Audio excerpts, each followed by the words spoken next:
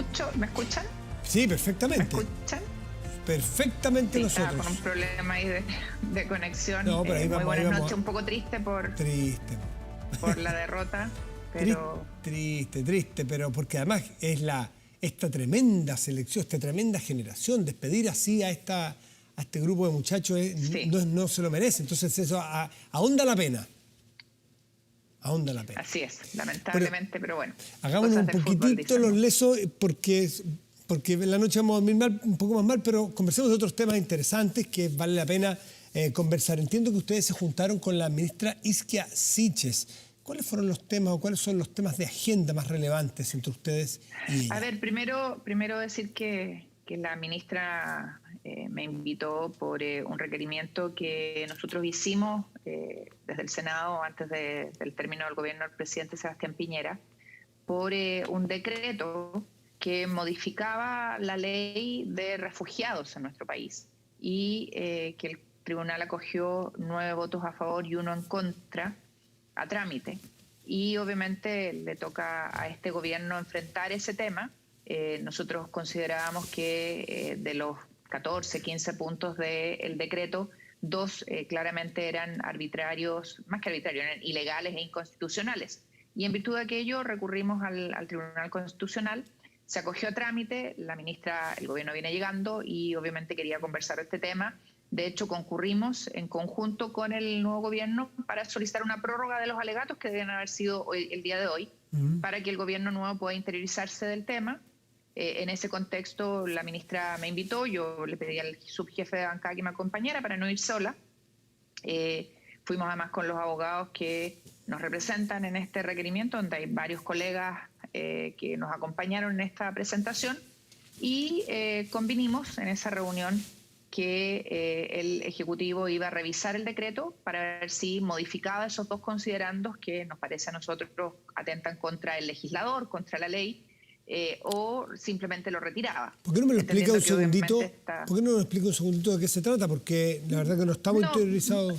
Es un tema a lo mejor muy técnico que todavía no básicamente, sale, pero... sí. No, básicamente, Matías, el gobierno anterior en materia... El gobierno anterior actuó sobre el tema migración. ¿Sí? Y te acuerdas tú La que hubo un nueva ley de decreto que se migración. envió, ley de migraciones, se envió un decreto para regularla y hubo toda una polémica. El Contralor observó ese decreto, Sí. se retiró, se corrigió. Eso está perfecto. Pero además, el gobierno anterior... sobre la ley de refugiados, vale decir, aquellas personas que buscan amparo en nuestro país desde otros países, dictó un decreto que modificaba la ley. Y nosotros, un conjunto de senadores, recurrimos al Tribunal Constitucional porque era claramente arbitrario, dejaba la autoridad en le otorgaba una facultad discrecional de ver si se acogía o no se acogía la solicitud de refugio de los extranjeros mediante una calificación previa que no se le había consignado en la ley. Ok. Eso, Sí. para explicarlo en simple, nosotros entiende. lo hicimos presente en el Tribunal Constitucional y el gobierno nuevo coincidió con nuestro planteamiento y lo que nos pidió fue más plazo. Nosotros concurrimos en la solicitud al Tribunal Constitucional para hacer una prórroga de los alegatos y en ese tiempo, que son 15 días la prórroga, el gobierno tiene que evaluar si modifica el decreto en las 2 partes que a nosotros nos parecen atentatorias de la ley o directamente lo retira. Tuvimos una reunión en ese sentido y además obviamente aprovechamos de plantearle con el senador Walker otros temas que tienen que ver con seguridad, que tienen que ver con el tema de los estados de excepción constitucional en la macrozona norte, en la sur. Los temas de seguridad han sido los temas que han copado la agenda de la ministra seguramente estas 3 semanas que lleva. ¿Cuál es el criterio que le esbozó ella? ¿Qué piensa ella que está a cargo de este tema? Nos alegró mucho saber que iba a ir a la Escuela de Oficiales de Carabineros el día de hoy.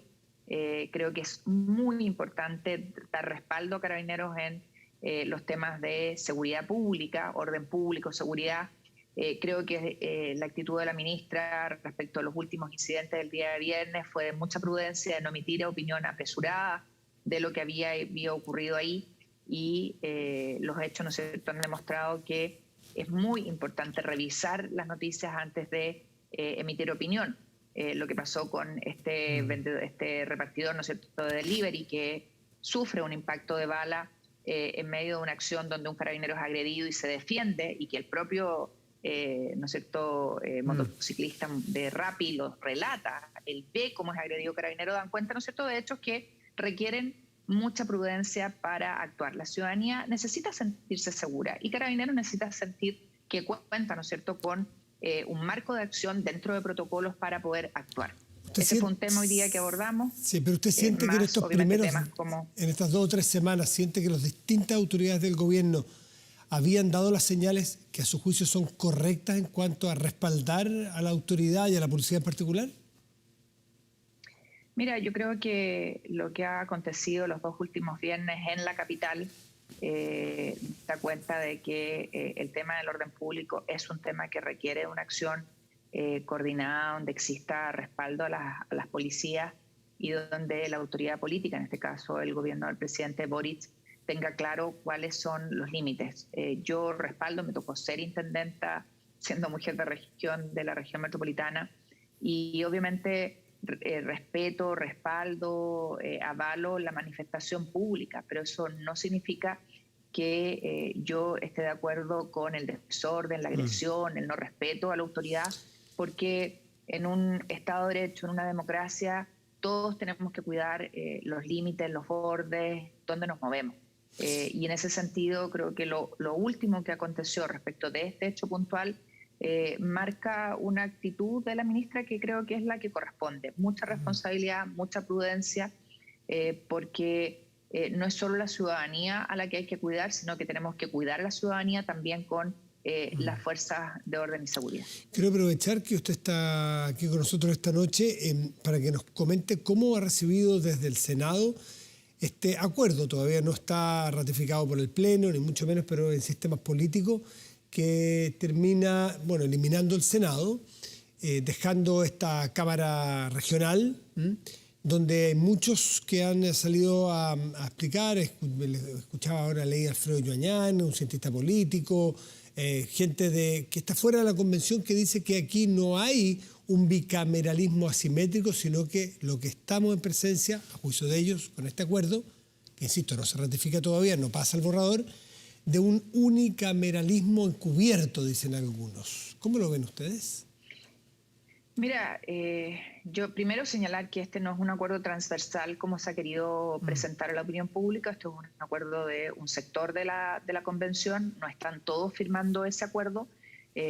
Segundo, aquí no hay un Estado, no hay un bicameralismo propiamente tal, tampoco asimétrico, hay más bien un unicameralismo. No se le entrega efectiva representación a las regiones a través de esta Cámara de las Regiones, porque no se les da competencia ni en salud, ni en educación, ni en pensiones, ni en vivienda, ni en materias agrícolas, que son materias propias de las regiones. Y cuando tú no les das rol ni voz en los ámbitos que nos afectan a las regiones, la verdad es que no le estás dando representación a las regiones. Y es más, cuando además establece este acuerdo que ha suscrito un sector, ¿no es cierto?, de la convención, que 4/7 de los diputados pueden torcer la voluntad del Senado, porque si no están de acuerdo, echan abajo la opinión del Senado. La verdad es que se suprime la democracia y la voz para las regiones. Y yo no lo comparto. Ahora, Matías, este no es un tema del Senado, no es un tema de si existe o no existe Senado. No, pero si yo elige este la Cámara... Es un tema mucho más profundo. Sí. El que no haya balances entre distintos poderes, ¿eso es lo que los complica? Sí, pero voy más allá, porque uno podría decir, ya, vamos a optar por un unicameralismo, digámoslo con todas sus letras, pero no es solo eso, es el sistema judicial, es el tema de la fiscalía, es el tema de la regionalización efectiva, es un conjunto de materias que están echando por tierra todo lo que existía en nuestro país y se está tratando de instalar que el gran responsable de todos los males del país era el Senado. Y yo podría darte muchos ejemplos en donde ha sido la acción del Senado la que ha permitido ciertos avances, pero mucho más profundo que eso. Hace unos días atrás leí a alguien que decía: todos los temas que la ciudadanía en octubre del 2019 puso encima de la mesa vivienda digna, salud, el tema de las pensiones, el tema de la educación, el tema de la conectividad digital, el agua, el acceso al agua potable. Son temas que hasta el día de hoy no sabemos cómo se van a materializar.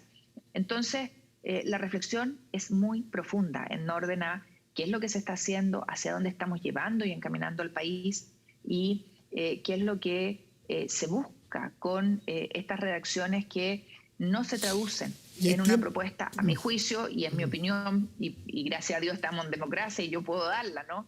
Claro. A mi juicio no están recogiendo lo que la ¿Y inmensa queda mayoría tiempo, del país Jimena? pidió. ¿Queda tiempo que la discusión Queda que... poco tiempo, queda Y, poco y tiempo. soluciones, si es que no queda bien la estructura o la arquitectura institucional a juicio suyo, ¿qué queda para usted? ¿Eventualmente votar rechazo? No, yo no quiero, Matías, dar una opinión anticipada de esto. Yo nunca pierdo la esperanza, ¿no?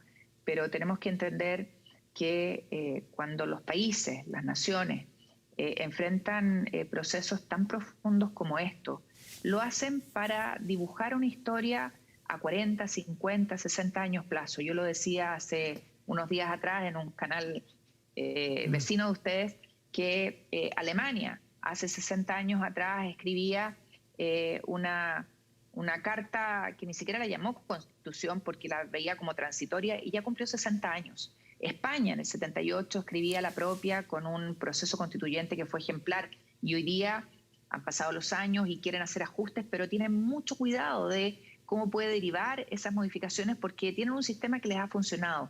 Entonces, aquí apostamos todos y todas en nuestro país a tener un texto que nos represente a todos o a la inmensa mayoría, que no recoja la mirada solo de unos pocos, que trate de dibujar un país en el que todas y todos puedan sentirse amparados y protegidos, porque eso nos va a permitir estabilidad, nos va a permitir ofrecerle no solo a nuestros hijos, sino que también a nuestros nietos, un país donde la aspiración de desarrollo, de oportunidades, del esfuerzo tengan sentido. Jimena Rincón, senadora, jefa de bancada demócrata cristiana, muchísimas gracias por estar esta noche con nosotros. Gracias a ustedes. Muy buenas.